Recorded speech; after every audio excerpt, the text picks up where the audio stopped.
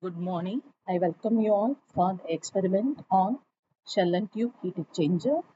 I'm Dr. E. Kavita, working as Assistant Professor in the Department of Chemical Engineering, School of Bioengineering, College of Engineering and Technology, SRM Institute of Science and Technology.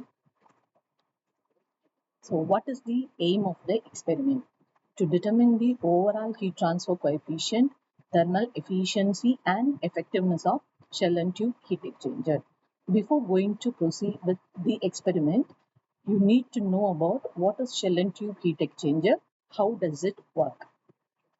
Shell and tube heat exchangers are widely used in process industries for efficient heat transfer between two fluids. Let's say we have hot and cold fluid, and we are taking hot fluid through the tube side and cold fluid through the shell side. When the fluids are flowing through the heat exchanger, heat exchange takes place between hot fluid and cold fluid through the tube surface. So in this shell and tube heat exchanger, it consists of number of tubes arranged in the form of tube bundle, which is placed inside the hollow cylindrical shell. The tube arrangement, that is called tube layout, which can be in the form of square pitch as shown in this diagram, or it can be in the form of triangular pitch. What are the different configurations of shell and tube heat exchanger? They are single pass and multi-pass shell and tube heat exchanger. What is the meaning of single pass, multi-pass? How many times the fluid passes through the heat exchanger, that decides about number of passes. When I say the fluid is flowing through the pipe only once, then it is making single pass. It is called single pass shell and tube heat exchanger. But instead of that, if it takes more than one pass in the equipment, it is called multi-pass. Under single pass, we have one shell and tube heat exchanger. What does it mean, 1 1? So 1, the first number refers shell side passes. The second number refers tube side passes. So if I say 1 shell and tube heat exchanger, that means single shell side pass and single tube side pass. Okay. Similarly, multi-pass shell and tube heat exchanger, in that we have different configurations like 1 2 shell and tube heat exchanger, 2 4 shell and tube heat exchanger, and 2 6 shell and tube heat exchanger. So 1 2 refers single shell side pass and two tube side passes. So here you can see for the tube side fluid, it enters, flows through the tube bundle, takes the turn, and again it flows through the tube bundle and leaves. So that means it flows twice through the equipment, that is making two passes. With respect to shell side fluid, it enters, flows across the tube bundle, then it leaves. So it makes one pass. So it is single pass for the shell side fluid.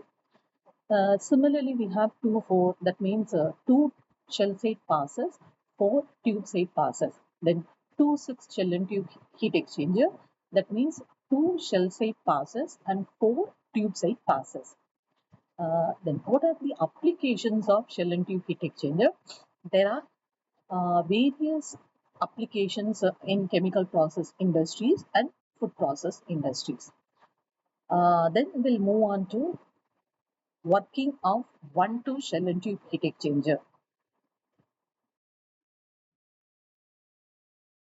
Here we have a short animation about 1 2 shell and tube heat exchanger. Here you could see tube side fluid, that is that blue color dotted line. Tube side fluid enters through the tube bundles, flows here, and it takes the turn, and again it flows through the number of tubes, and then it leaves. Then for the shell side fluid, it enters, it flows across the tube bundle through the baffles, and it leaves through the pipeline. So this vertical strips, so they are called baffles. What is the purpose of baffles in the heat exchanger? To promote the turbulence for the shell side fluid, which will in turn increase the heat transfer coefficient and the rate of heat transfer. Next, we'll move on to the description about the experimental setup.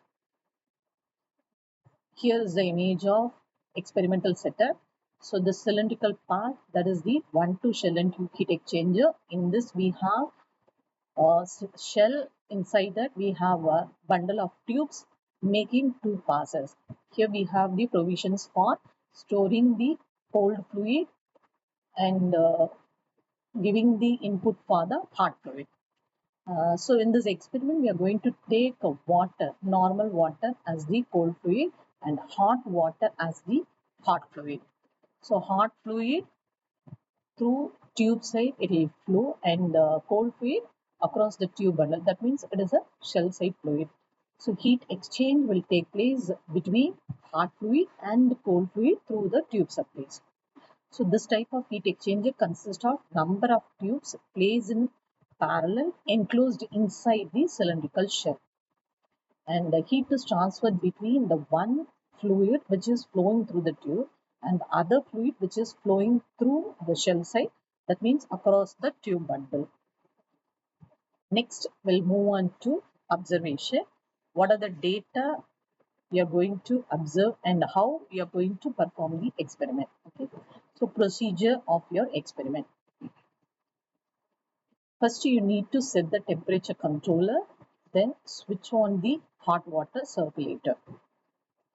Next, adjust the hot water control valve in order to maintain the flow rate of hot water.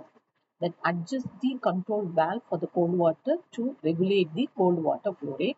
Then allow the heat exchanger to reach the stabilized condition.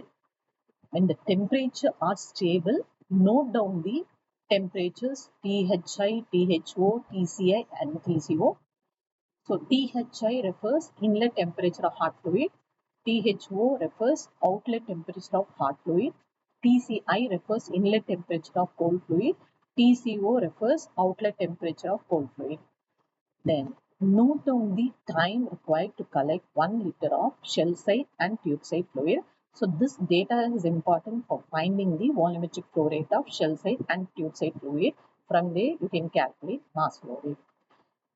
For temperature measurement, we have the temperature regulator in the experimental setup. From there, you can note down the temperatures from T1 to T4. So, what are those T1 to T4? Here it is given. So, from TCI to THO, the temperatures are given by T1 to T4. So, TCI, TCO are inlet and outlet temperature of cold fluid. THI and THO are inlet and outlet temperature of hot fluid. Then observation data. As I mentioned earlier, you need to note down time taken for the collection of hot fluid and cold fluid. Then you need to note down the temperatures inlet and outlet for both hot fluid and cold fluid. Next, calculations. In this heat exchanger, heat loss is encountered for the hot fluid and heat is gained by cold fluid. In both the cases, sensible form of heat is involved. For the hot fluid, heat loss can be obtained by using the expression mCp delta T, where m is the mass flow rate, Cp is its heat capacity, delta T is the temperature difference. So how do we calculate mass flow rate? So in observation, you are finding time taken for collection of 1 liter of water, that is hot fluid and cold fluid. From there, volume by time will give you volumetric flow rate. Then volumetric flow rate multiplied by density will give you mass flow rate. Then Cp value. Cp heat capacity value can be obtained from heat and mass transfer data book. But at what temperature you need to note down these data? That is mean temperature of hot fluid. Average between inlet and outlet temperature of hot fluid. You can note down the temperature of Cp from the data book. The next step of calculation, delta T. I mean difference between inlet and outlet temperature of hot fluid. The next, heat gained by cold fluid. As I mentioned earlier, it is in the form of sensible heat. So you can use the expression mCp delta T. So mc here refers mass flow rate of cold fluid. The same way how you calculated mass flow rate of hot fluid, you can find out for cold fluid. Then Cp data from data book at mean temperature. Then delta T from the average between, from the difference between outlet and the inlet temperature of cold fluid, you can calculate delta T value. The next, heat loss. So there is a heat loss from hot fluid and heat gained by cold fluid. So the difference between heat lost by hot fluid and heat gained by cold fluid will give you how much is the heat loss to the environment. So in this expression, QE refers heat lost by hot fluid. QA refers heat gained by cold fluid. Then overall thermal efficiency, that is a ratio between heat gained by cold fluid to heat lost by hot fluid. The next, efficiency of hot fluid, that is a ratio between the difference in temperature hot fluid to the maximum possible rise in temperature or maximum possible drop in temperature. So in this case, it is the maximum possible drop in temperature with respect to hot fluid. Then efficiency of cold fluid, the ratio between the difference in inlet and outlet temperature of cold fluid to the maximum possible rise in temperature of cold fluid. Then the mean temperature efficiency can be obtained from taking the average between efficiency of hot fluid and cold fluid. Then overall heat transfer coefficient. From the design equation, rate of heat transfer can be calculated using the expression UAFLMTD. Rearranging the equation gives you the expression for overall heat transfer coefficient. So QE is the heat loss by hot fluid, A is heat transfer area, LMTD is logarithmic mean temperature difference, and F is the correction factor for logarithmic mean temperature difference. When do we apply correction factor? When multiple passes encountered in the shell and tube heat exchanger, both parallel flow and countercurrent flow are involved. In those cases, we apply LMTD correction factor in the design calculation of heat exchanger. So LMTD calculation. From the inlet outlet temperature of hot and cold fluid, you can able to find out logarithmic mean temperature difference. Then LMTD correction factor from the data book, you can note down heat transfer area, which is given by the expression N pi dl, where capital N refers number of tube side passes, small n refers number of tubes in each pass, d is the diameter of the pipe, and L is the length of the pipe. Here you are given with the dimensions data, which will help you to substitute in the formula for finding heat transfer area.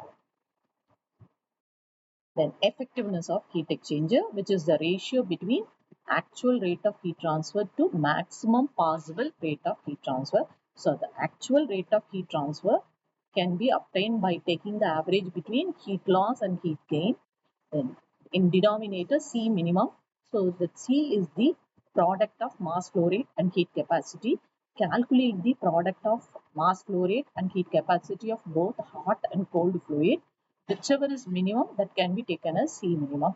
Then substitute the values of inlet temperature of hot and cold fluid. You will be getting effectiveness of heat exchanger. Next, list out all your experimental findings in the form of results, overall thermal efficiency, overall heat transfer coefficient, and effectiveness.